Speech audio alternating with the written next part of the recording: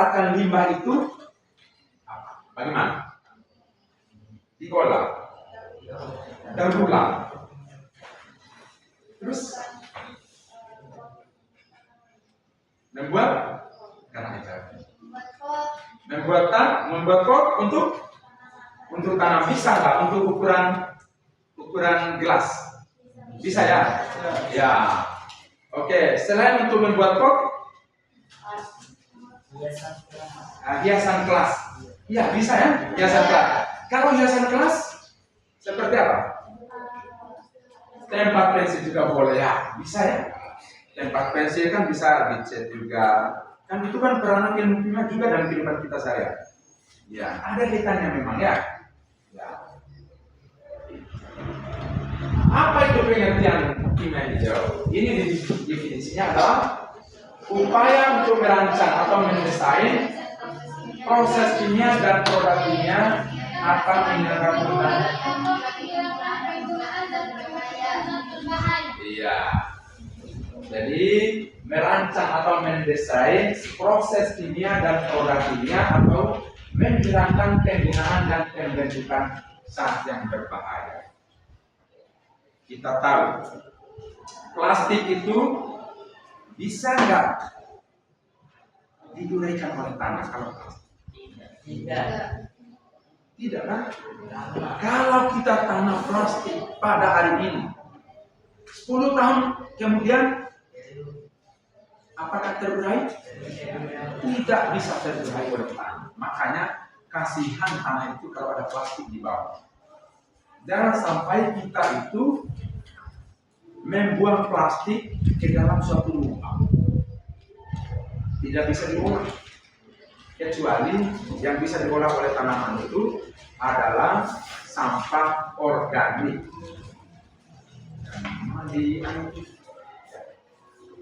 Di stop dulu.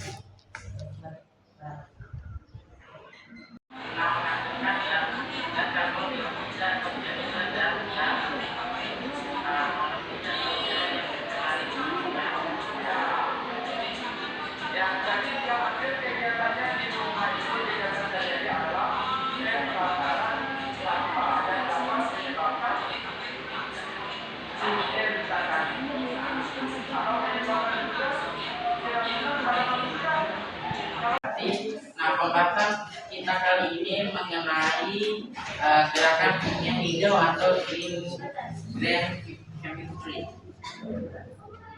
Nah, kita akan membahas tentang penerapan kimia hijau lebih tepat ke reaksi kimia di sekitar kita.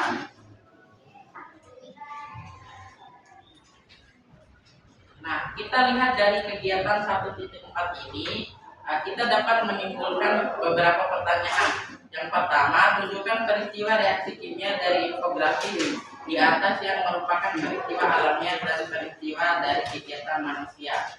Nah, peristiwa alamiah dari kegiatan 1.4 ini, yang pertama adalah fotosintesis, yang kedua adalah pembusukan sampah, yang ketiga adalah pembakaran besi.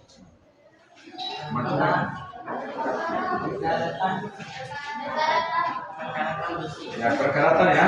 Oke. Kemudian kegiatan manusia yang mana tadi?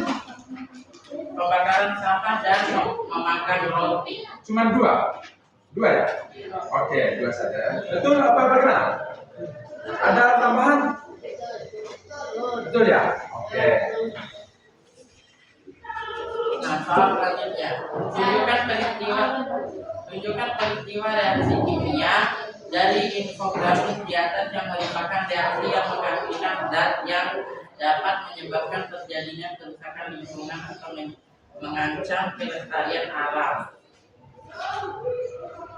Pembusukan sampah merupakan reaksi terurainya zat kimia penyusun sampah oleh bakteri yang dapat menghasilkan bau tidak sedap dari gas amonia atau H2 dan hidrogen sulfida atau H2S dan lain-lain.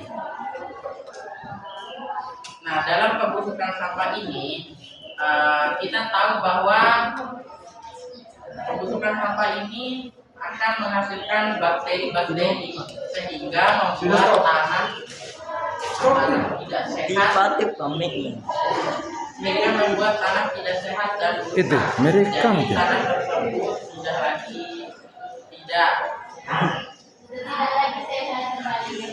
Oh, lanjutkan. Yang ketiga, adakah setiap zat atau reaksi kimia berbahaya bagi manusia dan alam sekitarnya? Nanti kan bisa dipadukan nanti kan.